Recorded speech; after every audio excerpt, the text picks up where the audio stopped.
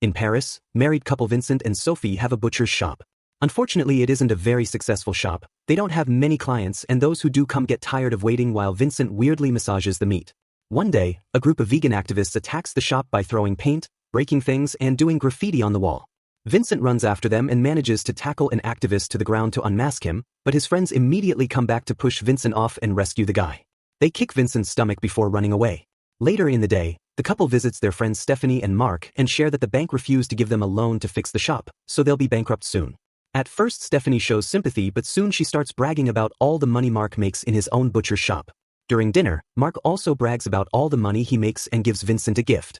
It's a gun to protect the shop. Vincent doesn't have a permit and thinks he shouldn't accept it, but Mark insists and even shoots a toy in the pool as a demonstration.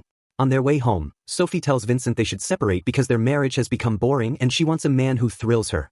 However, Vincent isn't listening because he just noticed the activist riding a bicycle nearby. Suddenly, Vincent stops the car and decides to confront the guy. He drives in reverse to find him, only to accidentally run over him and kill him. A horrified Vincent wants to call the police and tell them it was an accident, but Sophie points out he just drank alcohol and there's a gun in the trunk, so he'll get a life sentence. Remembering a documentary she saw the other night, she suggests they should copy a famous serial killer who dissected the victims and left the pieces in garbage bags all over the city. Moments later, Vincent has the dead guy on his butcher table and starts cutting him up using his work tools. He breaks him into big pieces which he then slices into smaller ones. In the process, an ear drops and the dog eats it without hesitation, liking it so much that it barks to ask for more. Vincent throws the other ear, and watching his dog eat it leaves him thinking. After he's done, Vincent goes to his bedroom where Sophie is watching another crime documentary. She tells him he can't sleep there because they're separated now. Vincent has no choice but to sleep on the couch. The next morning, Vincent oversleeps and rushes to the shop only to discover Sophie has sold the human meat he left on the slicer, thinking it was ham. Before he can scold her, the client comes back saying it was the most amazing meat she ever had and asks for more. He tries selling her something else, but she only wants more of that ham. Sophie doesn't understand the issue, so Vincent claims he changed providers, and now Sophie wants to try the new ham. She also thinks it's absolutely delicious, and Vincent tells the women it's Iranian pork. The client buys all she wants, and after she leaves, Sophie demands the truth. When she hears the explanation, she freaks out only for a second before telling Vincent not to throw it out. Instead, he should try it too. He refuses to do so, but Sophie keeps talking, saying they could sell the whole body to get rid of all the evidence. At that moment, another client arrives. He's a friend of the previous woman, who shared her ham with him, and now he wants some too. The rumors of the Iranian pork spread, and soon the shop is filled with people asking for it. The couple keeps selling the human meat, making good cash for once. When Officer Ntamig comes by to buy Iranian pork too, the couple gets nervous, but thankfully he doesn't recognize the human parts. In the evening, Vincent has the last bit of human for dinner and loves the taste too. Sophie thinks they should start killing people and selling their meat, which Vincent thinks is a joke. However, Sophie is serious and points out this could save the shop. The next day, their daughter Chloe introduces them to her boyfriend Lucas.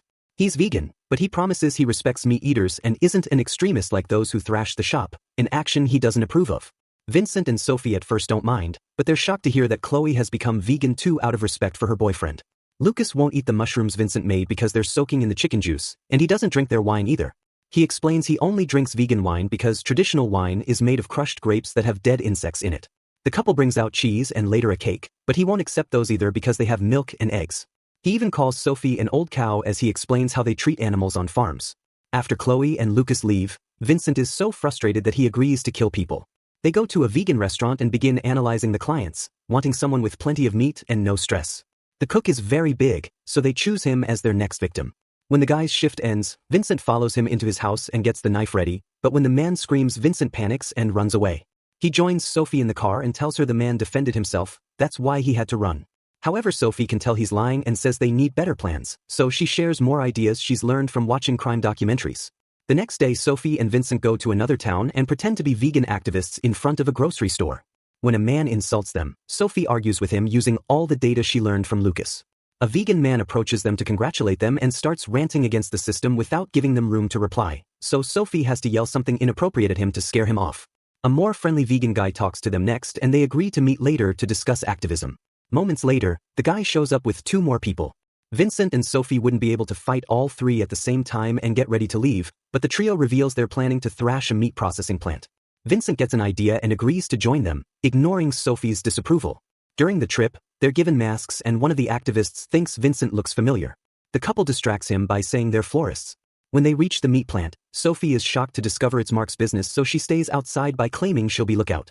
Vincent joins the trio and has fun thrashing the place, starting a fire, and even peeing on a picture of Mark. Afterwards, Sophie and Vincent go to a restaurant, where she scolds him for betraying their friends. However, Vincent thinks big chains like Mark's are hurting little business more than vegans. He orders a steak but isn't in the mood to eat it because it isn't as tasty as people. Vincent refuses to kill again and Sophie begins taunting him, calling him a coward and saying he only knows to depend on her when things get tough.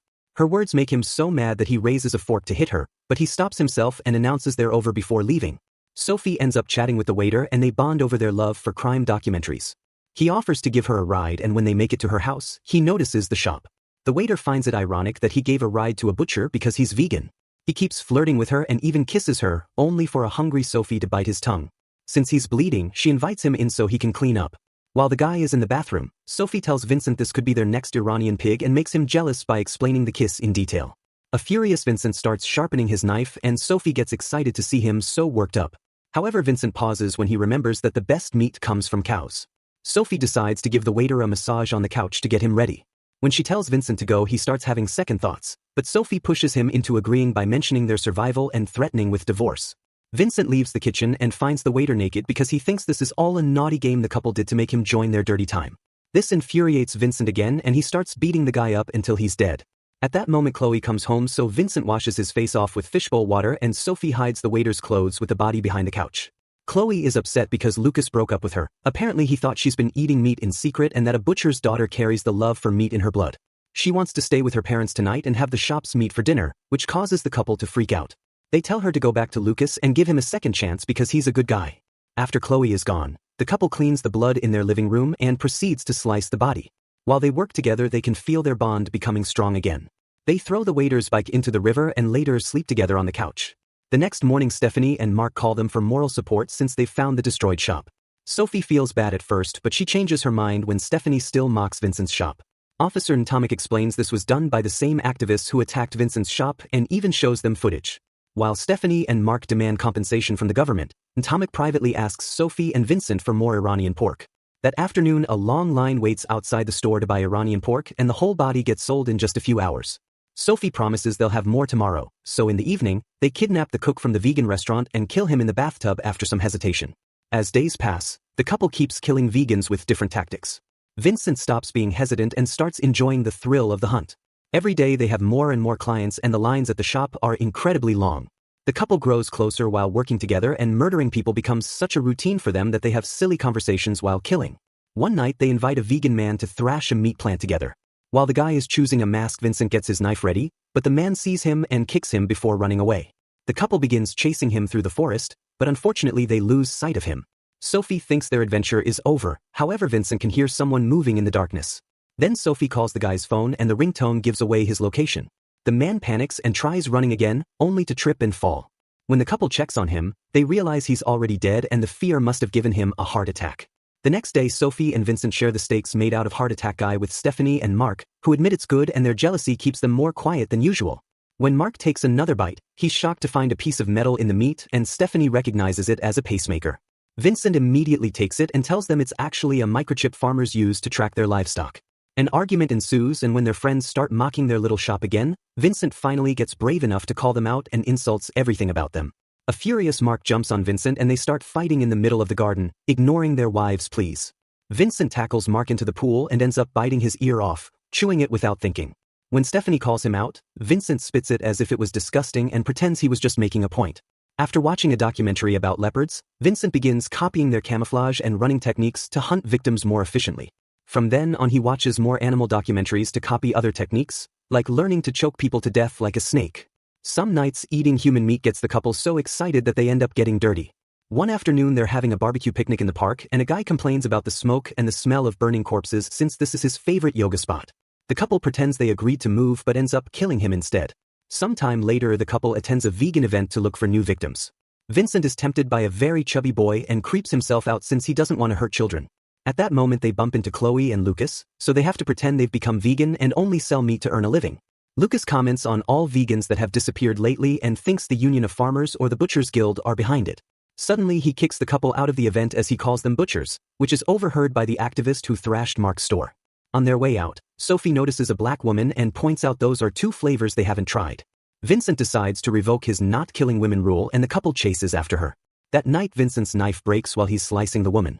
He goes to the shop to grab a new knife and finds Nemak knocking on the door. The officer just thinks it was curious to see the shop's lights on after hours, so Vincent pretends he's working late. When the dog appears nearby with a hand in its mouth, Vincent yells to scare it off and tells Nemak he's got PTSD since his shop was attacked. Before leaving, Nemak mentions the missing vegans. Moments later Vincent tells Sophie that he threw the woman's meat away because he thinks Nemak suspects something. He wants to quit killing, but Sophie doesn't because she wants to beat the records of the most famous serial killers. Their argument is interrupted when they hear the doorbell and they get worried, but it's just Lucas. He's come to apologize for losing his temper and admits he feels like he's Chloe. Sophie wants him to stay and relax, which makes Vincent realize she wants to kill him. He immediately kicks Lucas out, then he calls Sophie out and announces that Iranian pork is over. That night Sophie tries watching another documentary but she can't stand it and turns off the TV while Vincent sleeps on the couch with the dog. The next day Vincent tries selling normal beef, but the long line of clients leaves when they hear there's no more Iranian pork. Sophie calls him a coward and Vincent thinks he doesn't deserve this after everything he did, so he leaves. Later while Sophie is closing the shop, the activists show up and ask about the florists. In the evening Vincent comes home and finds the dog barking at the activists' van. Meanwhile the activists have tied Sophie up inside a butcher's fridge and announce they'll treat her like she's treated animals. When a man is about to kill her, Vincent bursts in with his dog, who immediately attacks the man hurting its master. Vincent throws a knife at a woman's head to instantly kill her before fighting the last guy, who easily overpowers him and stabs him with his own knife.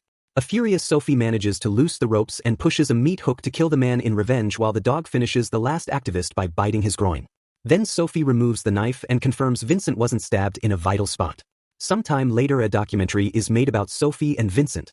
Stephanie and Mac are interviewed since it was their statement that led the police to the arrest. They keep making racist comments about Demak while explaining they asked farmers about the so-called chip, but nobody used that technology. If it hadn't been for the pacemaker, Sophie and Vincent would have never been caught. The couple received a life sentence and at the end of the trial, the judge asked them if they had any regrets. Sophie's only regret was killing a guy with a pacemaker. Make sure to subscribe and turn on notifications so you can watch more videos like this. Thanks for watching.